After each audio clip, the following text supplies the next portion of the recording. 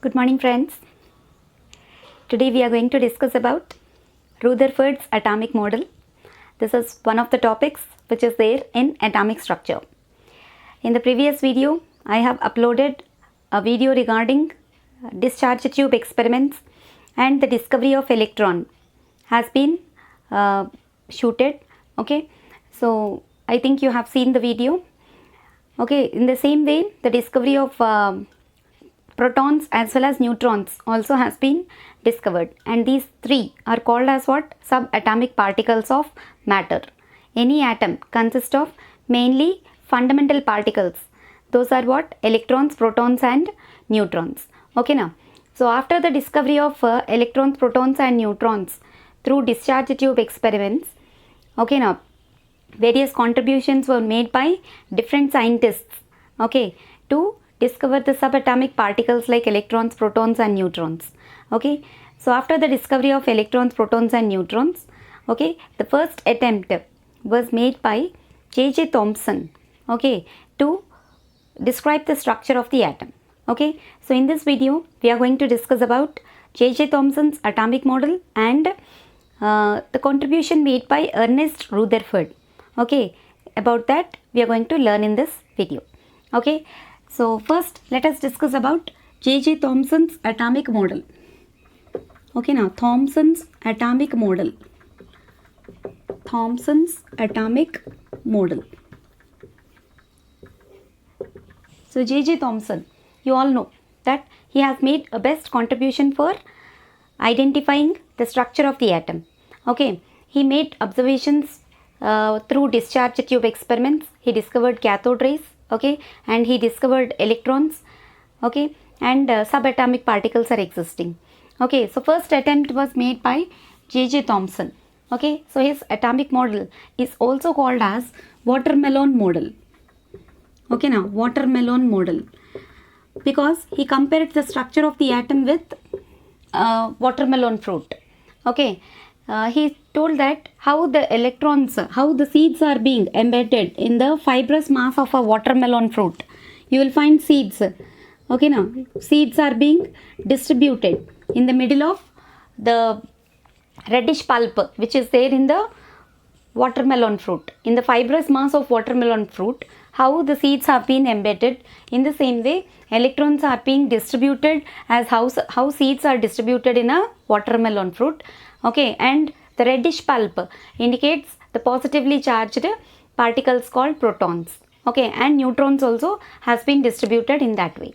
So he compared the structure of the atom with watermelon fruit. That's why his model is also called as what? Watermelon model. And this model was also called as apple pie model or plum pudding model also. Apple pie. Okay, now apple pie with the small what we call cherries and choco chips will be there in the middle to have a crunchy, to have some crunchiness. Okay, so how they are being distributed, like that electrons have been distributed and the actual pulp, actual mass of the apple pie is considered to be the protons and neutrons. In that way he compared, okay, even either with a watermelon fruit or with an apple pie, or it's also called as plum pudding model. Plum pudding model. Okay, now it's also called as plum pudding model. Either way you can call. Either it is called as watermelon model or apple pie or plum pudding model. But this model was failed. Okay, as just now we can even able to understand, electrons we all know that they are negatively charged and protons they are positively charged. Okay, how can the negatively charged mass, how can the negatively charged particles be embedded in the middle of the positively charged particles if they are arranged so? Okay, their charges must cancel with each other and there is no chance for the atom to exist with stability. But atom is existing with stability. Okay, charges gets cancelled, isn't it? This negatively charged electrons are placed in the middle of the positively charged protons, which is considered to be the reddish pulp in watermelon fruit. Okay, so how is it possible without getting the charges, without getting cancelled, how can the atom exist with stability? Okay, so that's why J.J. Thomson's model has been failed. He could not able to explain why without getting shielded. The charges without getting shielded, how can the charges exist? Okay, and at the same time, how can the atom can exist with stability? So stability of atom was not explained properly in this model. So this model was failed. Okay, then another scientist named Ernest Rutherford. Okay, so he made an attempt to describe the structure of the atom. So let us learn for Rutherford's atomic model. The next thing which we are going to learn is what? Rutherford's atomic model. Okay, now Rutherford's atomic model. Rutherford's atomic model. So this model is also called as planetary model. Okay, now this model is also called as planetary model. Okay, so before he described the actual structure of the atom in the form of planetary model, okay, Rutherford conducted a experiment, okay, which is called as alpha ray scattering experiment. Okay, he conducted one experiment, alpha ray scattering experiment. So based on this alpha ray scattering experiment, okay, he made lot many observations to describe the structure of the atom. Okay, now lot many observations were made by Ernest Rutherford based on alpha ray scattering experiment.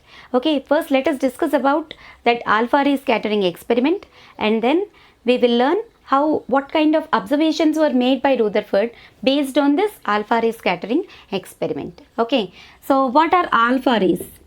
Alpha rays, if two electrons are removed from helium atom, the resultant particle is called as alpha particle. Okay, suppose if you just you will be getting a 2 marks question based on 10th board exam point of view. You will be getting one question based on this alpha particle. So what are alpha particles?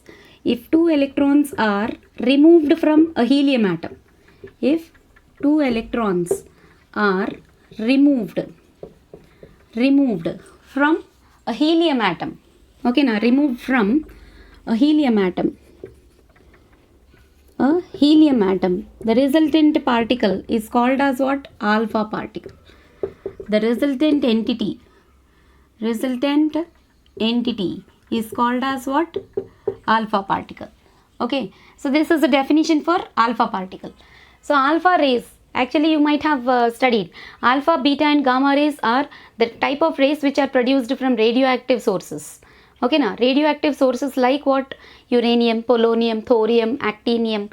You have lot many radioactive elements are there. So they keep on exhibiting light radiations.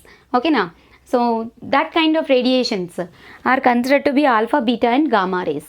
Okay, so here alpha particles means alpha particle means if two electrons like He2 plus ions are called as alpha particles. Okay, now He2 plus ions, if two electrons are removed from a helium atom, the resultant particle is called as what? Alpha particle, and He2 plus ions, you can consider them as what? Alpha particles. And these are high energy particles. Okay, now alpha particles are considered to be what? Very high energy particles. That's why Rutherford wanted to pass these alpha particles or alpha rays, okay, through a very thin gold foil. So for that, what is a setup he made? Rutherford made one setup. He took one alpha ray source. Okay, now like alpha ray source he has taken. Maybe it can be a what we call a radioactive element. Alpha ray source he has taken and kept it in a box with a small slit or opening. This is a small slit. A small slit he has left, so that alpha particles comes out of them with the high force. Okay, now highly energetic particles these are. So he made an arrangement like this. For making this alpha ray scattering experiment, he made a setup like this. Okay, he kept one lead plate. For that also a small slit or opening is there. This is one lead plate. Okay, now alpha rays are made to pass through that small slit only. Pass through that small opening only. Okay, so he made a small slit even for this lead plate also. This is what? Lead plate. Okay, now lead plate. Okay, and he kept one gold foil, a very thin gold foil he has taken. Okay, now very thin gold foil. Okay, so imagine that this is a very thin gold foil. I'm considering only one atom of that gold foil. Okay, a very thin gold foil, almost around 100 nanometers thickness, means very thin. Okay, and gold is the only metal which is highly malleable. You know, such a thin sheet you can make with gold. Gold is stretchable into very thin sheets. Okay, that's why gold foil he has taken. Okay, even though it is expensive, he has taken a very expensive metal, gold foil, because gold is the highly malleable metal. Okay, now highly malleable metal. Malleability means, I think you have idea, which can be stretched into thin sheets. Okay, now so gold he has taken. So almost 100 nanometers thickness. Such a thin gold foil. That means whatever the particles are made to bombard or strike this gold foil, you know, they get penetrated into the gold foil. We'll see the observations, what observations are made by Rutherford. Okay, a very thin gold foil he has taken. Okay, now gold foil of almost around 100 nanometers thickness. Okay, now 100 nanometers thickness, very thin gold foil he has taken. And he also arranged one zinc sulfide screen. Okay, now zinc sulfide screen he has arranged throughout, even throughout the throughout the setup, he has arranged one zinc sulfide screen. Okay, now throughout the setup, zinc sulfide screen has been arranged. This is what? Zinc sulfide screen. Why zinc sulfide screen? Zinc sulfide is susceptible of catching any kind of scintillations. Please understand the points carefully. Okay, now zinc sulfide is susceptible of catching any kind of flashlights or scintillations. Any kind of radiated light or high energy particles are made to focus on this zinc sulfide screen. You will observe a flash of light, a spark is observed. That's why zinc sulfide screen has been placed throughout. Okay, now so you can see that in the picture, right? Right. So a gold foil has been taken and he made alpha particles to pass through this gold foil now. Okay, so this was the actual arrangement made by Rutherford to conduct what? Alpha ray scattering experiment. Okay, so what are the observations made by him? Okay, what are the different observations made by Rutherford? That we have to check now. Okay, so what are the observations? The first thing what he observed is most of the alpha particles which are made to pass through the gold foil are penetrating into the gold foil. Let us consider this to be the alpha gold foil. Okay, now one gold foil of atom. Gold foil like this, let us consider. Okay, he observed that most of the alpha particles, okay, now most of the alpha particles are penetrating into the gold foil. Okay, now most of the alpha particles penetrating. Okay, now penetrating and going deep into the gold foil, penetrating into the gold foil. Okay, penetrating into the gold foil. From this what you can say? Atom consists of mostly empty space is present. Okay, now that was the observation made by Rutherford. Okay, now it is almost like an atom only, gold foil, but one single atom of gold has been stretched into a very thin foil like this. Okay, so that's why he can able to make observations with this gold foil, right? So what he was observing is most of the alpha particles are going penetrating into the gold foil. Okay, that means from that he can able to say that most of the atom consists of what? Lot much empty space is there. Okay, now from this what he can say? Lot of empty space is present inside the atom. Okay, now this was his first observation. Please remember. Okay, lot of empty space. Atom consists of, almost atom is considered to be hollow and lot much empty space is present inside the atom. That was his first observation, right? Now coming to the second one.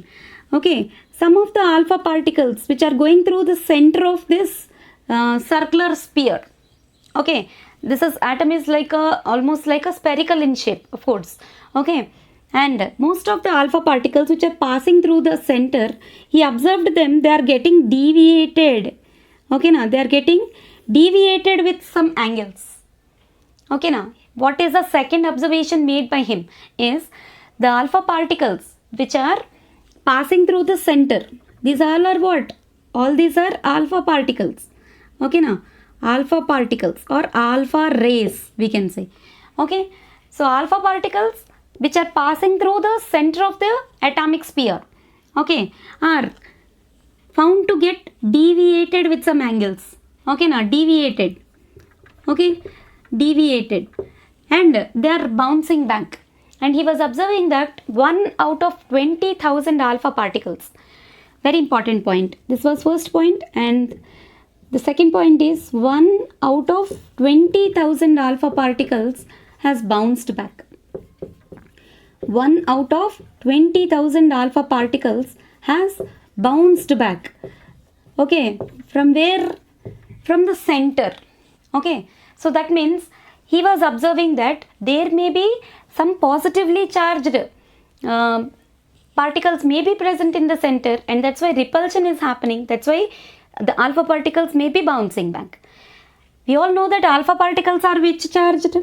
He2 plus ions means positively charged. Alpha particles are positively charged. Okay, and a positively charged particle is returning back when it is made to pass through the center of that atomic sphere. That means some other positively charged particles may be present in the center of that atomic sphere. He was thinking like that. Please understand the point carefully. These alpha particles are what? Positively charged.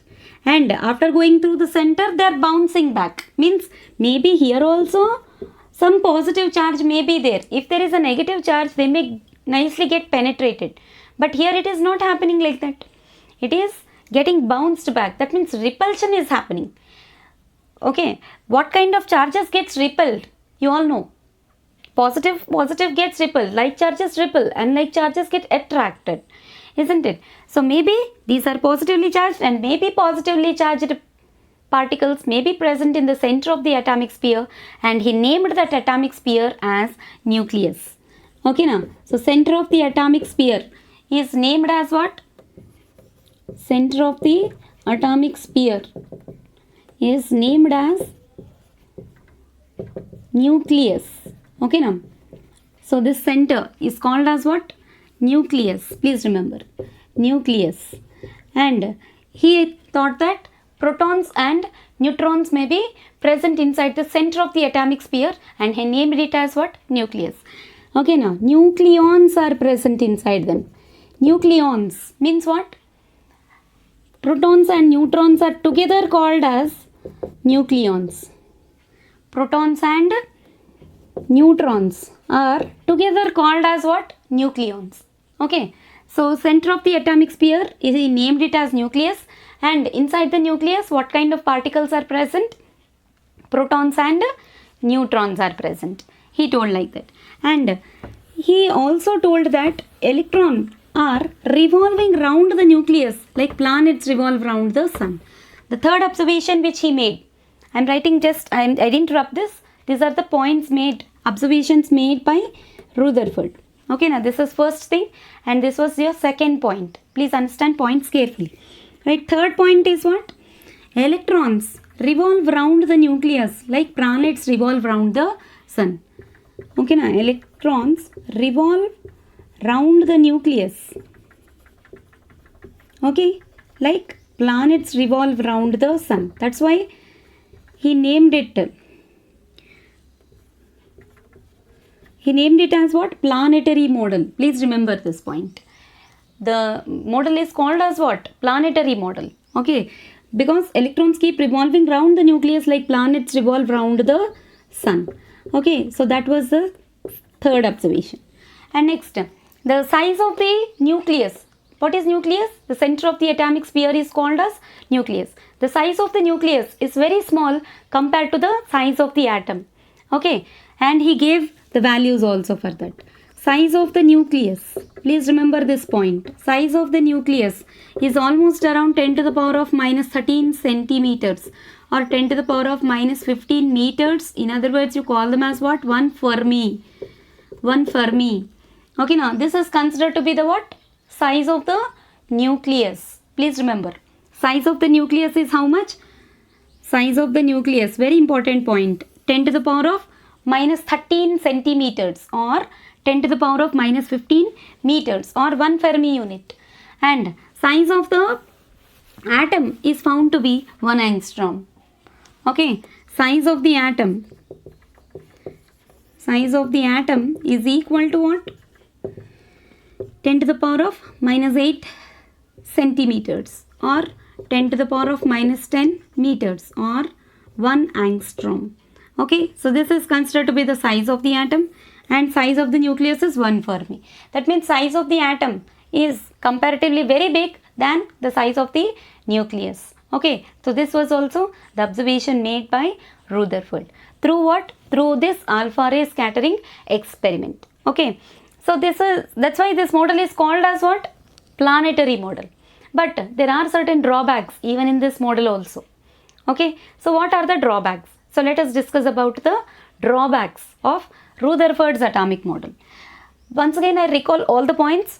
First point is, most of the atom consists of empty space. Okay, hollow. Most of the atom is hollow in nature. Second point is, 1 out of 20,000 alpha particles bounced back. The one which are passing through what? Through the center. Okay, from this he came to know that the center of the atomic sphere may be having positively charged protons and neutrons. Sorry, protons are only positively charged and neutrons doesn't have any charge. Please remember, right? So he named the center of the atomic sphere as what? Nucleus. Okay, electrons revolve around the nucleus like planets revolve around the sun. That's why this model is called as what? Planetary model. Right? And then size of the nucleus is 1 Fermi and size of the atom is 1 angstrom. So these points he discussed based on what? Alpha ray scattering experiment. Okay, so like this, the structure of the atom will be there. So he gave first initiation, the best contribution made by Ernest Rutherford. Okay, so let us now go for the drawbacks. Drawbacks of Rutherford's model. Drawbacks of Rutherford's model.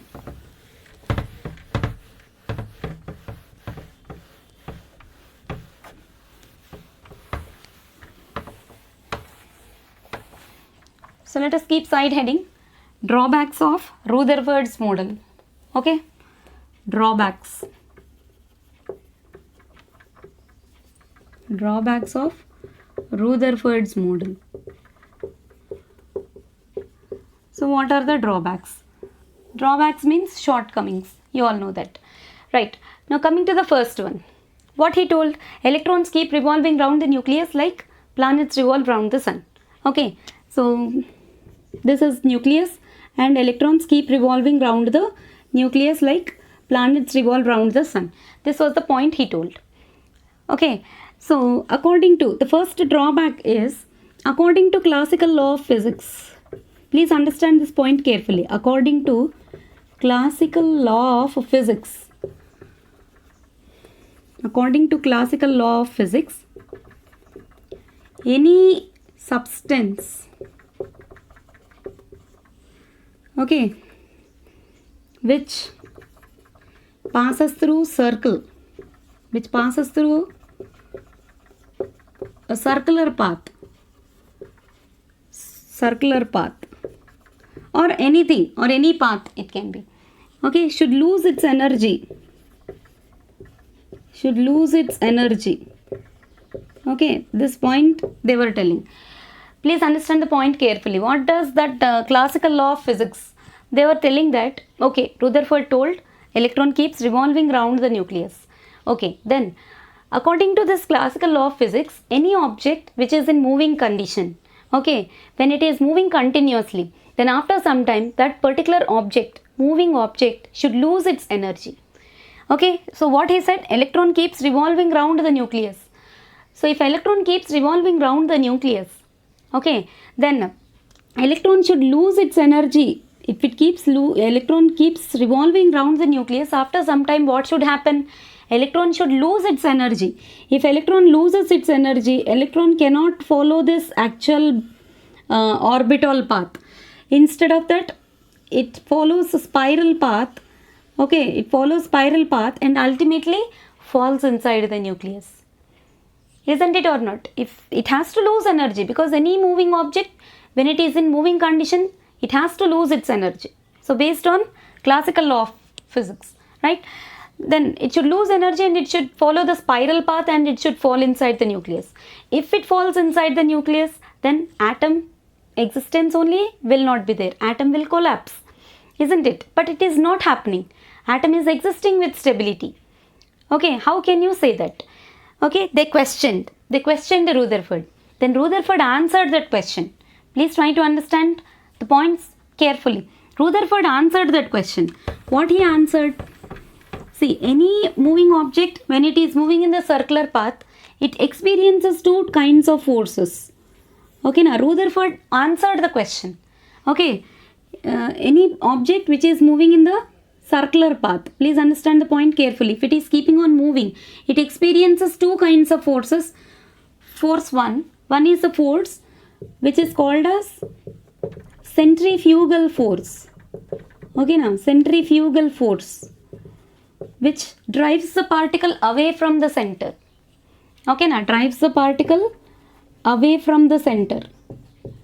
Okay, and that moving object also even experiences centripetal force.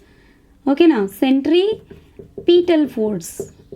Okay, now centripetal force means what? Which drives the particle towards the center. Okay, now towards the center. So any moving object which is moving in circular path will experiences two types of forces. One is centrifugal force, which drives the particle away from the center, and another is centripetal force, which drives the particle towards the center. Okay, and these two forces, Rutherford is explaining like this. Rutherford is telling that these two forces are counterbalancing with each other, and that's why electron will not fall in the nucleus. It is being balanced by these two kinds of forces, centripetal and centrifugal forces. He explained like that. That's very well and good. Okay, then these classical law of physics people, again they questioned. Again they were questioning Rutherford. What is that they are questioning? Okay, but electron keeps revolving around the nucleus. You are telling that electron is experiencing what we call centripetal and centrifugal forces. Okay, but electron is a massless particle. Electron's mass is very negligible, isn't it or not? It's a very minute particle, and this kind of centripetal and centrifugal forces are being experienced only by objects which are having considerable mass. Please understand this point carefully. F, this force F, either of these forces F can be treated as what? mv square by r. Okay, either of these forces F can be treated as mv square by r, mass, velocity and radius. Okay, centripetal or centrifugal force is given by the formula what? mv square by r. That means that particular force totally depending on the mass of that substance which is passing through the center, which is passing in the circular path. Okay, but electron is a massless particle. How can an electron experience centripetal and centrifugal forces? Will this kind of forces exist? Will electron exhibit this kind of forces? It's a massless particle, isn't it or not? How can electron? Again these people are questioning. Okay, how can the massless particle, please remember this point, massless particle like electron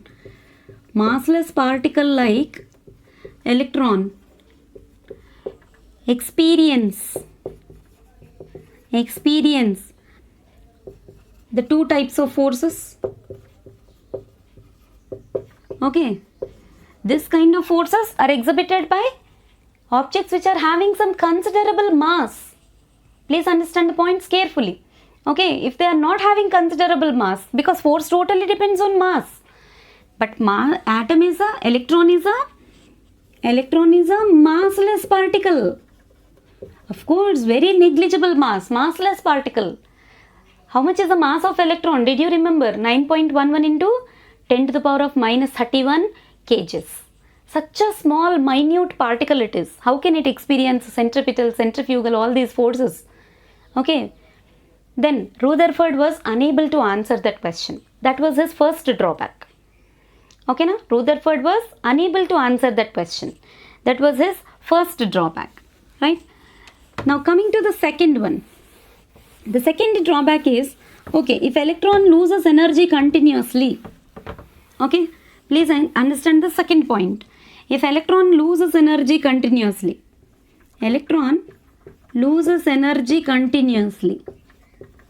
they are thinking like that. According to the classical law of physics, an electron loses energy continuously. Okay, then if it is observed, if that radiated energy is observed through spectrometer, okay, then if it is observed through spectrometer,